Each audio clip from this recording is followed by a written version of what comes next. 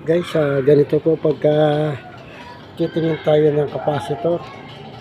Ito pong capacitor is ayan, 1.5 UF. Kita nyo po, 1.5 UF. Titingnan po natin dito sa ating clamp tester na yan po ililipat sa UF, sa microfarad, no? So isa na kayo, nag-iisa lang ako humahawak. Ayan po, ang isang test probe lalagay po natin dito sa butas, at isang test probe lalagay po natin dito. Ayan, titingnan nyo po kung ilan ang lalabas sa micro ngayon. 1.4. Ayan. Ibig sabihin, good po itong capacitor na to. Ayan, 1.5. Ayan po siya, 1.5. Ito naman pong isa is, ilang bang microfarad dito? Malabo na. Ayun, 1.5. Ayun pa rin, 1.5. Titingnan po din natin. Ayan po. Titingnan nyo po rito sa ano niya kung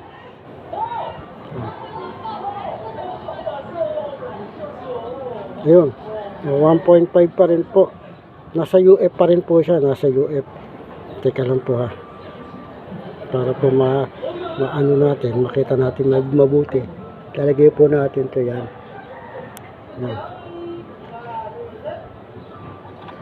Ayan. Pupunta po yan sa UF. Nasa NF po yan.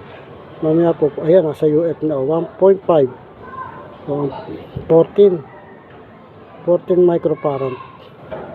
14 microfarad. Pwede po yan. Ganyan lang po ang pag-testing ng capacitor. Ito naman po. Capacitor po ng electric fan. No? 2 UF microfarad. 2 microfarad.